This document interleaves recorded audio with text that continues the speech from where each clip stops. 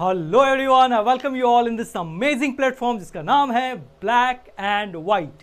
Sir हम क्या कर रहे थे, हम सर 7th चैप्टर का पार्ट 4 कर रहे हैं। प्रीवियस वीडियो में हमने एक कंजम्पशन फंक्शन और सेविंग फंक्शन को समझना शुरू किया था, उसी का कॉन्टिन्यूटी है ये। मतलब सेम टाइम पे बना रहा हूँ मैं इसको भी, बट क्योंकि उसमें 20 मिनट हो चुका था और मुझे लगता है इससे ज़्यादा आप पढ़ नहीं पाते हैं, तो मैंने वहाँ पे स्टॉप कर दिया था। आज हम इसको और थोड़ा डिटेल में, यानी इसका मैथमेटिकल टर्म समझेंगे, इसमें एपीएस एमपीएस ये सब क्या है ये भी समझेंगे, और अगर टाइम बचा तो हम आज इन्वेस्टमेंट फंक्शन करके इस चैप्टर को रेस्ट इन पीस कर देंगे। ठीक है, तो चलिए शुरू करते हैं विद फुल एनर्जी। अगर आपको ध्यान होगा तो हम क्या कर रहे थे सर, हम सर कंजम्पशन फंक्शन और सेविंग फंक्शन कर रहे थे। आओ जूम करके जरा देखते हैं, सेम ही स्लाइड है जो प्रीवियस वीडियो का था। सर एक क्विक रिकैप मारते हैं। Consumption function is a functional relationship between income and consumption. ध्यान रखना, इनकम इनकम और कंजम्पशन के बीच के रिश्ते को हम बोलते हैं, इनकम और कंजम्पशन के बीच के नाजायज रिश्ते को हम बोलते हैं कंजम्पशन फंक्शन। सर सेविंग और इनकम के बीच के नाजायज रिश्ते को हम बोलते हैं सेविंग फंक्शन। ठीक है, कंजम्पशन फंक्शन, इनकम और कंजम्पशन का मैंने एक चार्ट बनाया था, टेबल बनाया था कि सर जब इनकम जीरो होता है तो कंजम्पशन मिनिमम होता है, इस बात को बोलते हैं ऑटोनोमस कंजम्पशन। जब इनकम इंक्रीज करता है तो कंजम्पशन भी इंक्रीज करता है, दोनों इंक्रीज करते हैं, but consumption is more than income. Consumption is more than income. फिर कंजम्पशन और इनकम इक्वल हो जाता है, एक ऐसा पॉइंट आता है, मैंने प्रीवियस वीडियो में बताया था, लाइफ स्टेज ऑफ लाइफ करके। ठीक है, फिर बात करते हैं, इनकम इंक्रीज करता है, कंजम्पशन भी इंक्रीज करता है, but income is greater than consumption. Clear है? यही चीज हमने ग्राफ में भी समझा था सर, अगर आपको ध्यान हो तो देखो, यही चीज हमने ग्राफ में भी समझा था। अरे कहाँ गया? यही चीज हम ग्राफ में भी समझे थे सर कि ये रहा हमारा, income is always 45 degree from the axis, consumption कभी भी जीरो से स्टार्ट नहीं होता है, कंजम्पशन हमेशा मिनिमम से स्टार्ट होता है। तो कंजम्पशन की लाइन ऐसे जाएगी, पहले इनकम नीचे होती है, कंजम्पशन ऊपर होता है, फिर कंजम्पशन नीचे जाती है, इनकम ऊपर होता है। ठीक है, फिर बात करते हैं सेविंग फंक्शन की। सर सेविंग फंक्शन में क्या क्या किया था हमने, आ जाइए। सेविंग फंक्शन ये रहा। सेविंग फंक्शन क्या होता है sir, income consumption and saving. जब इनकम 0 है, कंजम्पशन 10 है, तो सेविंग -10 है। सर जो कमाया ही नहीं, 10 रुपये उड़ा दिया तो -10 ही तो होगा, उधार में ही तो जाओगे। फिर जहां पे इनकम और कंजम्पशन इक्वल होता है, इसको बोलते हैं, जहां पे इनकम और कंजम्पशन इक्वल होता है वहां पे सेविंग 0 होता है। जहां पे, यहां ध्यान रखना, जब तक कंजम्पशन ज्यादा है, इनकम कम है, सेविंग नेगेटिव होगा। जहां पे income is equal to consumption होगा, वहां पे सेविंग 0 होगा। जहां पे sir income is greater than consumption, यानी कमा ज्यादा रहे हैं, खर्चा कम कर रहे हैं, तो सेविंग पॉजिटिव हो जाएगा। सर इसी बात को मैंने यहाँ ग्राफ से भी रिप्रेजेंट किया था सर, अगर आपको ध्यान हो सर। ये रिलेशंस काफ़ी इंपॉर्टेंट हैं, इसको आप बुक से भी ज़रूर रीड करना।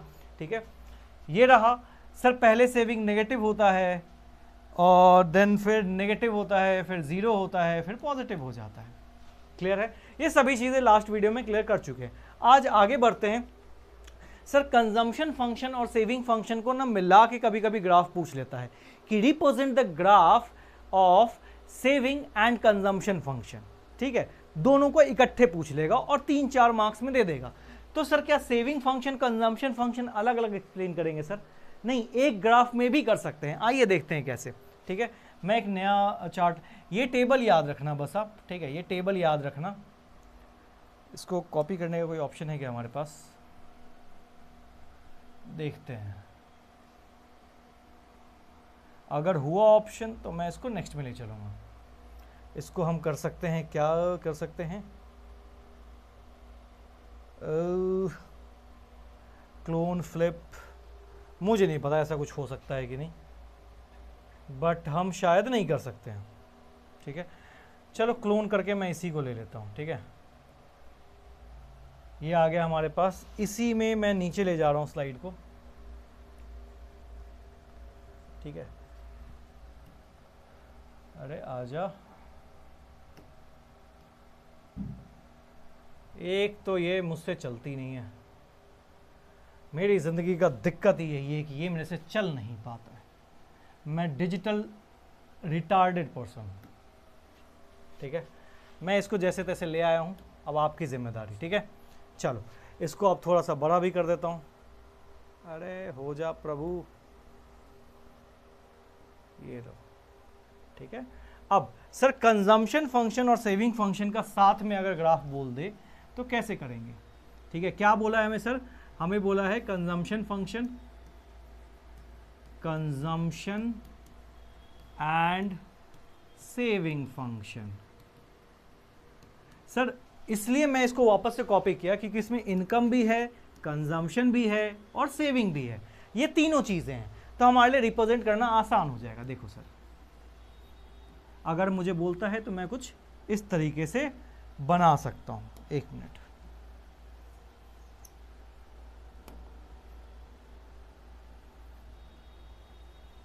ठीक है। अब देखो सर, इनकम वाला अगर आपको याद होगा, इनकम वाला कैसे होता है सर? इनकम वाला कुछ हमेशा 45 डिग्री फ्रॉम द एक्सिस, ये कंजम्पशन फंक्शन है, ये नीचे वाला सेविंग फंक्शन है। ठीक है, ये कुछ इस तरीके से जाता है, ये हमारा इनकम है, ये कंजम्पशन है। ठीक है, अभी प्रीवियस में समझाया था यहाँ पे। ठीक है, ये इनकम है, ये कंजम्पशन है। सेविंग नेगेटिव से पॉजिटिव की तरफ जाता है, सेविंग हमेशा नेगेटिव से पॉजिटिव की तरफ जाता है। सर अगर हम ध्यान से देखें, ये देखो, ये पॉइंट हमेशा मैच करता है। सर मतलब क्या है? यहां पे सेविंग नेगेटिव था, अगर आपको याद होगा, यहां पे सेविंग, जहां पे ये देखो, ये ऊपर वाली लाइन कंजम्पशन है, ये इनकम है।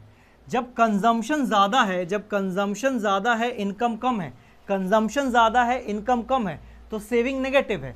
जिस पॉइंट तक कंजम्पशन ज्यादा है, सेविंग कम है, वहां पे इनकम कम है, कंजम्पशन ज्यादा है, वहां पे सेविंग नेगेटिव है।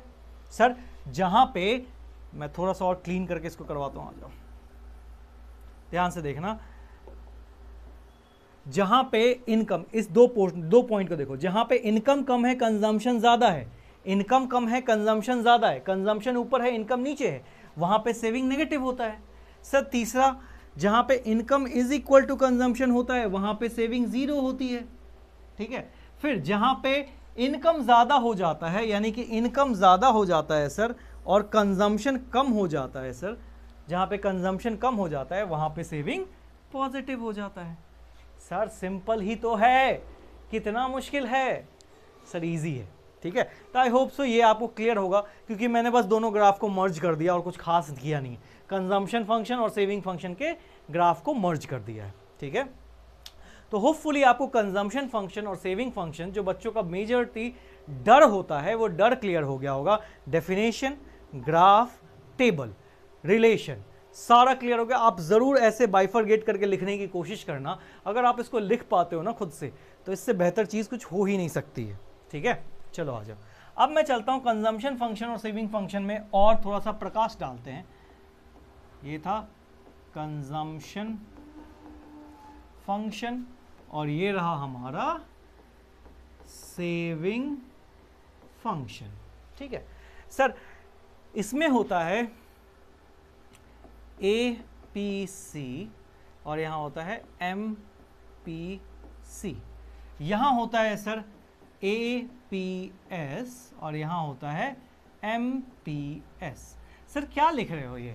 इसका मतलब होता है एवरेज प्रोपेंसिटी टू कंज्यूम, इसका होता है मार्जिनल प्रोपेंसिटी टू कंज्यूम, इसका होता है एवरेज प्रोपेंसिटी टू सेव, इसका होता है मार्जिनल प्रोपेंसिटी टू सेव। समझ रहे हो? क्योंकि कंजम्पशन है ना, तो average propensity to consume, marginal propensity to consume, average propensity to save saving function में, मार्जिनल प्रोपेंसिटी टू सेव। ठीक है, एवरेज प्रोपेंसिटी टू कंज्यूम का मतलब क्या होता है कि ऑन एन एवरेज एक इंसान अपनी इनकम का कितना हिस्सा कंज्यूम कर जाता है। जैसे अगर मैं 100 रुपए कमाता हूं, 100 रुपए कमाता हूं, तो इसमें से 60 रुपए कंज्यूम कर जाता हूं, तो मुझे बोला जाए कितना कंज्यूम करते हो, तो 60/100, ये मेरा क्या है? APC है, एवरेज प्रोपेंसिटी टू कंज्यूम। मैं कितना कंज्यूम कर जाता हूं टोटल इनकम का, यानी अगर आप देखोगे कंजम्पशन अपॉन इनकम, तो यही होता है हमारा APC। Average propensity to consume means out of total income how much a nation is consuming, कि टोटल इनकम का कितना हिस्सा लोग कंज्यूम कर जा रहे हैं, उसको बोलते हैं एवरेज प्रोपेंसिटी टू कंज्यूम। तो इसका फॉर्मूला बहुत सिंपल बनता है C/Y। सर अगर मैं 40 रुपए कंज्यूम 60 रुपए कंज्यूम कर रहा था तो 40 रुपए सेव भी तो कर रहा था, तो क्या मैं कह सकता हूं कि अगर आप बोलोगे एपीएस क्या हो जाएगा सर, 40/100 हो जाएगा क्या सर, कि 100 रुपए कमाया था उसमें से 40 सेव कर गए आप, यानी क्या हुआ S/Y हो पाएगा क्या सर? सर एवरेज प्रोपेंसिटी यही होता है कि टोटल इनकम का कितना हिस्सा आप सेव कर लेते हो, इस बात को बोलते हैं एवरेज प्रोपेंसिटी टू सेव। तो S/Y। क्लियर है? बिल्कुल आसान है, ठीक है, बिल्कुल ही आसान है। आ जाओ इसको रब करता हूं मैं। सर एमपीसी क्या है, एमपीसी और एमपीएस क्या है, देखते हैं। सर एमपीसी का मतलब होता है मार्जिन। मार्जिन तभी यूज होता है जब इंक्रीज की बात होती है। जैसे मेरी इनकम थी 100 रुपीज, मेरी इनकम थी 100 रुपीज, अब हो गई है 150 रुपीज, ठीक है। पहले मेरी इनकम थी 100 रुपीज, अब हो गई है 150 रुपीज। तो मेरी कंजम्पशन जो है, कंजम्पशन मानते हैं पहले था 70, तो हो सकता है मैंने 75 किया हो, ठीक है। पहले मैं 100 रुपये इनकम था तो 70 रुपये कंज्यूम करता था, अब मेरी इनकम 150 है तो मैं हो सकता है 75 कंज्यूम करता हूं। तो बेसिकली एमपीसी यही बताता है कि इनकम में चेंज होने से कंजम्पशन में कितना चेंज आता है। जैसे देखो इनकम कितना चेंज आया, इनकम कितना चेंज आया सर, इनकम चेंज आया 50 का, पहले 100 कमाता था अब 150 कमा रहा हूं, तो इनकम चेंज आया 150 का। कंजम्पशन कितना चेंज आया सर 5 का, सॉरी 50 था ना, 150 क्यों लिख रहा हूं मैं, सॉरी। इनकम में चेंज आया 50 का, 100 से 150 हो गया, कंजम्पशन 70 से 75 हो गया, 75, यानी change in C upon change in Y. तो यही इसका फॉर्मूला होता है, change in consumption upon change in income, ठीक है। कि इनकम में अगर चेंज होता है तो कंजम्पशन में आप कितना चेंज करते हो, due to change in income how much the consumption will also change. इसको बोलते हैं मार्जिनल प्रोपेंसिटी टू कंज्यूम। इसको हम बुक से भी रीड करेंगे। एमपीएस सर अगेन इनकम में चेंज होने से सेविंग में कितना चेंज होता है, इस बात को बोलते हैं एमपीएस। अब चलो इसको याद करने का एक तरीका सीखो। सर मैंने चाहे कंजम्पशन फंक्शन पढ़ाया था चाहे सेविंग फंक्शन पढ़ाया था, दोनों का रिलेशन इनकम से होता है। तो यानी याद रखो नीचे तो हमेशा ही वाई होगा, नीचे तो हमेशा ही वाई होगा, क्योंकि दोनों का ही रिलेशन सिर्फ और सिर्फ इनकम से है, नीचे तो हमेशा वाई ही होगा, ठीक है। जहां पे एवरेज पूछा जाएगा ना, देखो जो लास्ट में लिखा है ना उसको तो पहले लिख दो। यहां लास्ट में सी था मैंने सी लिख दिया, यहां लास्ट में सी है मैंने फिर से सी लिख दिया, यहां लास्ट में एस है मैंने यहां पे एस लिख दिया, यहां पे लास्ट में एस है यहां पे मैंने एस लिख दिया। अब देखना जहां भी मार्जिन की बात किया था, मार्जिन मतलब था डिफरेंस, जहां डिफरेंस की बात किया जाता है वहां पे हम चेंज इन लगा देते हैं, इसको बोलते हैं डिफरेंस, ठीक है। सेम ही चीज लिख रहा हूं वैसे तो मैं, ठीक है। जहां पे डिफरेंस, जहां पे मार्जिन की बात किया जाएगा डिफरेंस की, वहां पे आप चेंज इन लगा दोगे। यानी आपको क्या है, जो लास्ट वर्ड है उसको ऊपर रखना है, जो लास्ट अल्फाबेट है उसको ऊपर रखेंगे, और इनकम से होता है तो नीचे वाई। मतलब sir APC is equal to C upon Y, MPC is equal to change in C upon change in Y, APS is equal to S upon Y, MPS change in S upon change in Y. जो भी last alphabet है उसको follow करेंगे income के respect में। अगर आगे margin है तो चेंज इन लगाएंगे, नहीं है मार्जिन तो रहने देंगे, ठीक है। चलो अब कंजम्पशन फंक्शन का ना अच्छा यहां पे ना एक चीज और देख लो, ये दोनों में कॉमन रहेगा, ठीक है, करवा ही दे रहा हूं मैं, वैसे तो अगले चैप्टर में थोड़ा थोड़ा आएगा, ये समझना।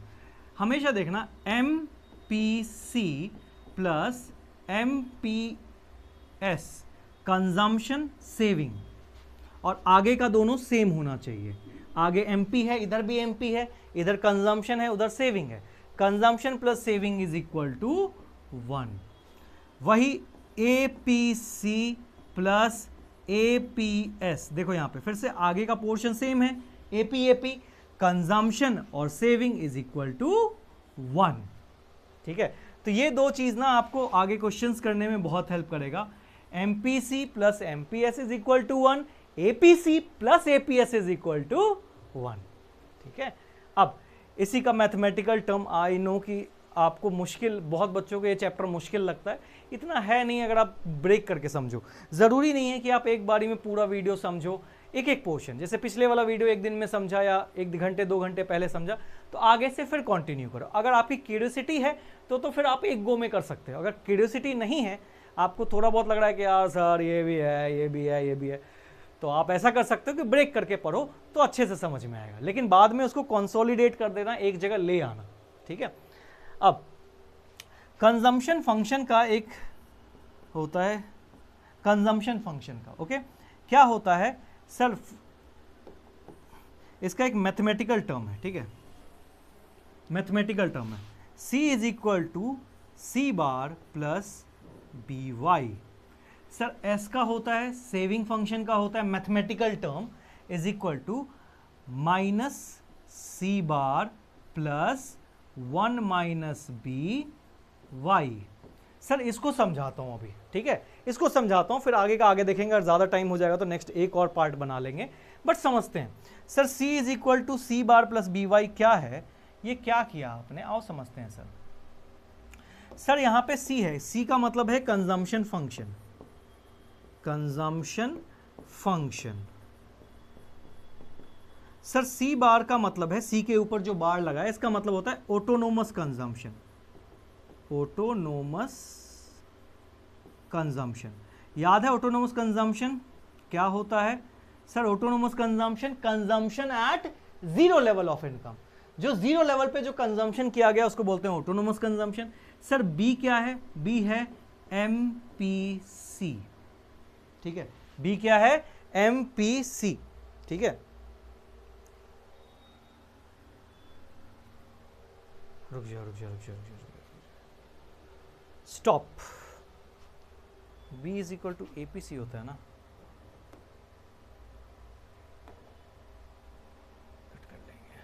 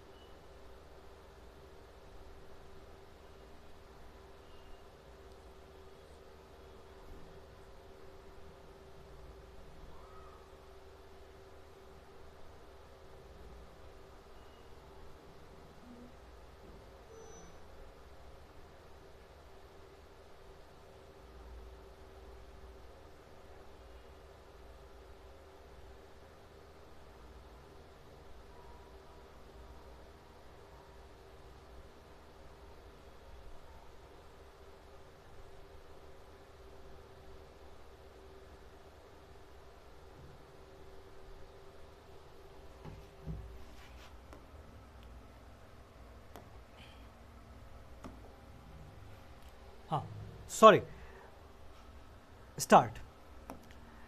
C is equal to C bar plus B Y. यहां क्या है? C is consumption function, C bar is autonomous consumption, autonomous consumption is consumption at zero level of income. B is equal to MPC, marginal propensity to consume, and Y is income, ठीक है, Y is income. Saving function की बात करते हैं, क्या है ये है S is equal to saving function. ये माइनस क्या है? अगेन ऑटोनोमस कंजम्पशन, बट इस टाइम माइनस में होगा। ऑटोनोमस कंजम्पशन फिर 1 माइनस बी, याद रखना 1 माइनस बी क्या हो जाएगा सर? ध्यान से देखो, अगर हम देखें यहां देखो, MPC plus MPS is equal to 1 होता है। अगर मैं इसको MPC को B मान लूं तो क्या हो जाएगा? 1 माइनस, अगर मैं इसको उठा के यहां ले जाऊं, ठीक है, मतलब समझना, MPS is equal to 1 minus B नहीं हो जाएगा क्या सर? अगर मैंने क्या किया, MPC जो इधर था उसको प्लस में था, उधर ले जाएंगे तो माइनस में हो जाएगा सर। मैंने कुछ खास नहीं किया है सर, अगर आप ध्यान से देखोगे MPC plus MPS is equal to 1 होता है सर, इज इक्वल टू 1 होता है। मैं बस MPC को उठा के उधर ले जा रहा हूं, तो अगर मैं उधर ले जाऊंगा तो माइनस MPC हो जाएगा, और इसी MPC को B बोलते हैं सर। तो 1 माइनस B क्या है, MPS ही तो है सर। B क्या था, MPC, 1 माइनस B क्या है, MPS, और Y is equal to income, Y is equal to income. ठीक है, तो आई होप सो आपको कंजम्पशन फंक्शन के फॉर्मूले समझ में आए होंगे। आज फिर से यहीं तक रखते हैं। मेरा मोटिव था आज ख़त्म कर देने का, बट मुझे लगता है एक आधा पार्ट और लगेगा।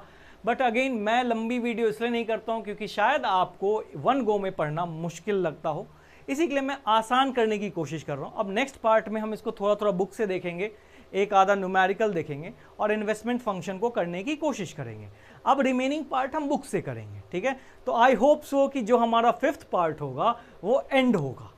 ठीक है, चलिए, thank you very much, bye bye, take care और पढ़ते रहिए।